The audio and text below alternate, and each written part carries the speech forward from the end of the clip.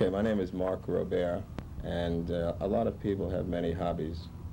My particular hobby is collecting memorabilia of mass murderers, and specifically throughout the 20th century. That's my area of study. And over the years, I've collected some of the rarer items that are available today in the open market. Some of these go for quite a bit of money, and let's see where we could start off. Maybe we could start off right here, right with a very popular mass murderer of his time. Let's start off with Mr. Albert Fish. Now, Albert Fish, in case a lot of you didn't know that, was nicknamed the Moon Maniac because most of his murder and decapitation and cannibalism, which was his specialty, was done usually during a full moon. And hence, that's where he picked up his moniker, Albert Fish, the Moon Maniac. The item I have in front of me here, if you can take a look at this, is a leather harness that Mr. Fish used to restrain 11-year-old Grace Budd, who he kidnapped and later made into a succulent human stew. Albert Fish, who was a masochist, he was a cannibal, he was a ghoul, he was a necrophiliac, plus a father of 7.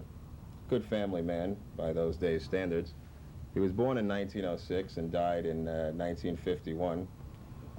You can have a look here. It's a very rare comic art of the 20s of Albert Fish. One of his pet peeves was to take very, very large sewing needles and implant them in his body. He also paid local neighborhood children to paddle him with wooden paddles implanted with 2 to 4 inch roofing nails, and these were applied to his naked buttocks on alternate Tuesdays and Thursdays. Oh, right over here, if you can have a look at this rope, this was the actual rope used by Harvey Glattman. Harvey Glattman's nickname was, of course, the Rope Murderer. His modus operandi, basically, was to lure girls out into the desert outside of Los Angeles, saying he was a fashion photographer, where he utilized the rope to strangle them to death.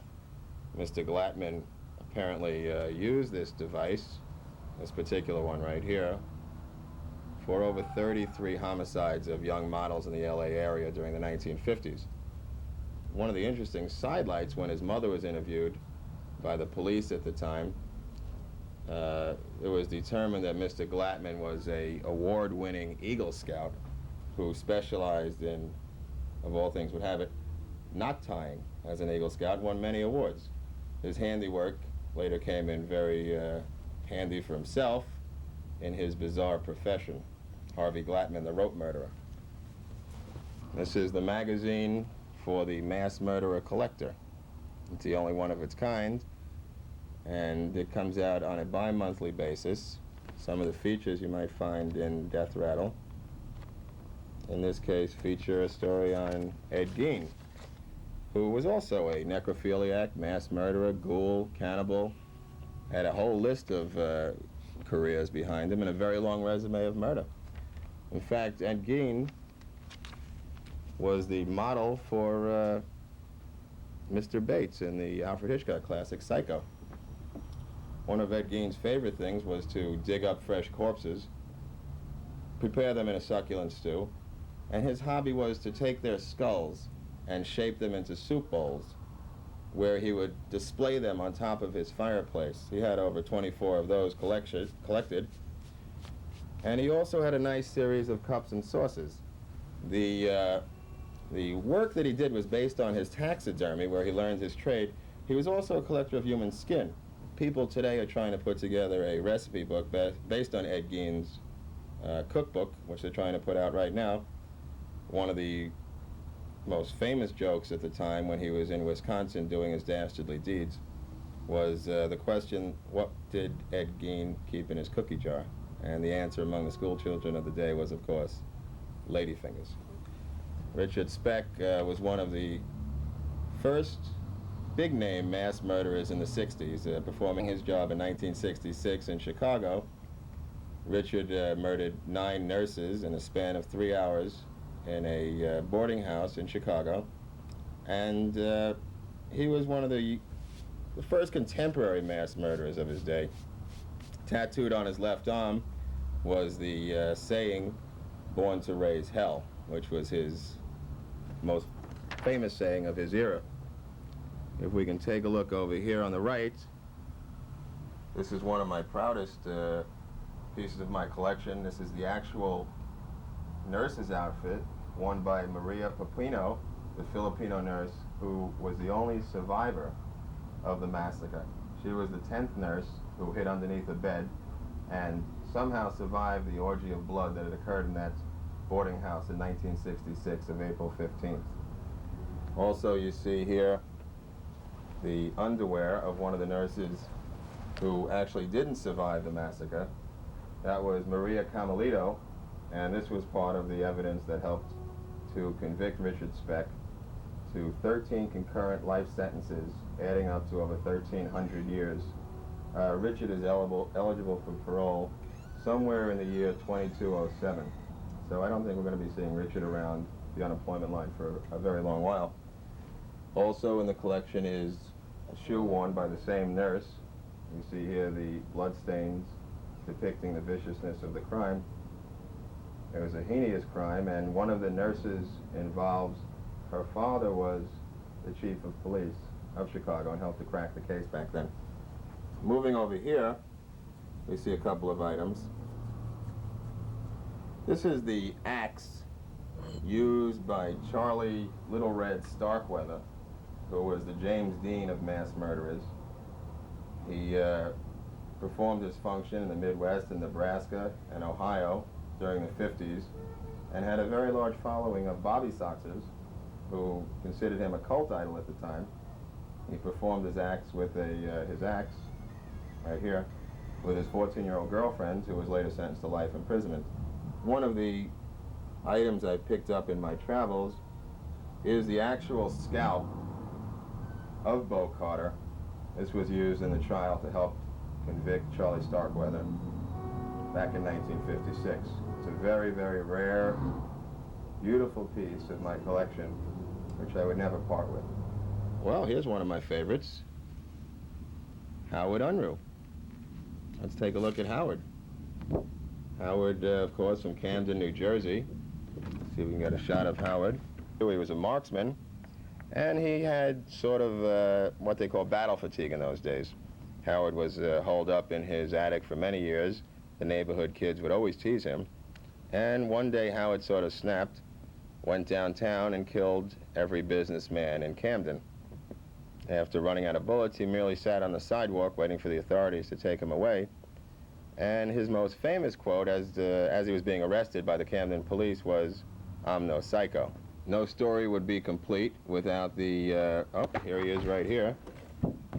Right next to Mr. Unruh, we see the famous Charles Joseph Whitman, immortalized in the Kinky Friedman tune, The Ballad of Charles Joseph Whitman. One of the classic lines being, there was a rumor about a tumor nestled at the base of his brain. That might have been true, it might not have been true. He was an Eagle Scout, he was a marksman. He climbed to the University of Austin, Texas Tower with over 2 trunks of ammunition and began opening fire on everyone in sight, killing 23 and wounding 17. Now, statistically, Charles Whitman had the record for the most mass murders in a single day. This record held up for over 11 years until it was broken by this man here, if I can get a shot of him, the famous McDonald's killer of 3 years ago, Mr. James Uberty, who was a security guard. He broke Charlie's record by he broke Mr. Whitman's record by killing an additional 4 people in the same period of time, hence earning him the crown, the biggest mass murderer in current American mass murderer history. But, as Joe DiMaggio said, records are made to be broken. I've got a very nice personalized collection of books and novels related to mass murderers. Let's take a look at a couple here. For instance, the Helter Skelter book, written by the DA, the prosecuting attorney in the case, Vincent Bugliosi. Helter Skelter, of course, we all know about the Manson killings, Sharon Tate, LaBianca. But this copy is a little bit different. It's a little bit worn, as you can see. I've been utilizing it for many years. And if you can get a close-up here of the inscription, you'll see that this is a copy handed to me by the man himself, the son of man, Charlie Manson. Here's a book about Ted Bundy, the all-American boy who killed many women. He was a very good-looking man. Let me just point out the inscription here from Ted. This is one of my more prized possessions, since he is slated to go to the chair in Rayford, Florida within a month. Time is apparently running out for Ted. One of the most good-looking of all the mass murderers. That's his claim to fame. Let me just see if I can find a picture of the handsome devil here. The man was being groomed at a time when he was graduating law school to actually run for the U.S. Congress. This is the book by Darcy O'Brien. The two gentlemen, both of Italian origin, Kenneth Bianchi and Anthony Buono, ran a auto repair shop in Los Angeles. Their specialty was to pick up prostitutes and hookers around the area, basically on Hollywood Boulevard, take them back to their humble abodes, tie them up, gag them, and then place live electric wires on their hands and feet until they were dead. Well, that about wraps it up. I hope you find something of interest here. There's a little bit of something for everyone. And if you have any further questions, please contact me through this agency. I thank you very much, and good night.